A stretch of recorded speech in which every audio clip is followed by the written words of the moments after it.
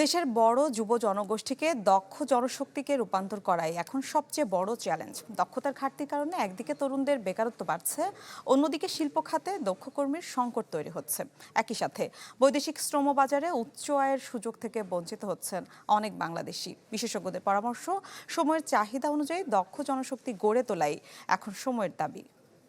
Bangla keyword, যেখানে নগদ payment সেখানে। সারা দেশে 10 লাখেরও বেশি মার্চেন্টে নগদে পেমেন্ট করুন খুব সহজে।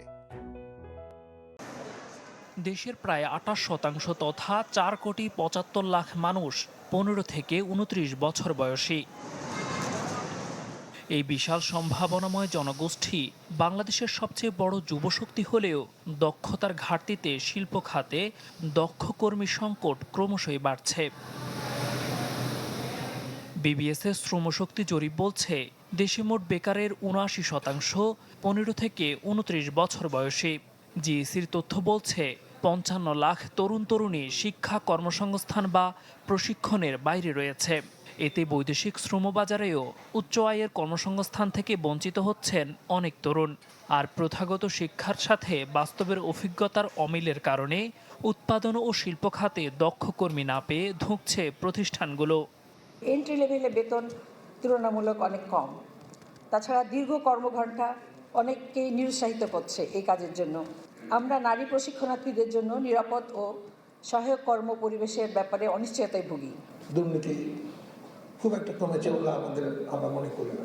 লাল সুতার দৌরত্ব, আপনারা যদি নিজে একটা মিল কারখানা করতে যান, করতে পারবেন না, এত জটিলতা, মানে দাঁড়ে দাঁড়ে ঘুরতে হয়।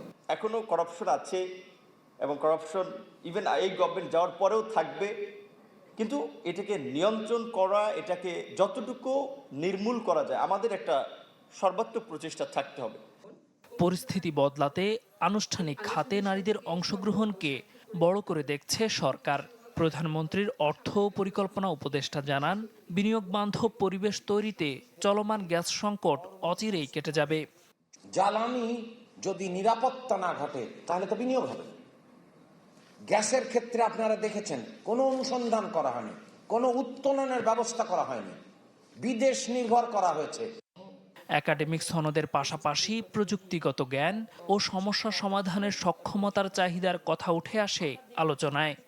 ডেভেলপমেন্ট ওয়ার্কশপ করে তারপর আমরা ওই সিএসটা ডেভেলপ করে দেলোয়ার দোলন, চ্যানেল 24, ঢাকা।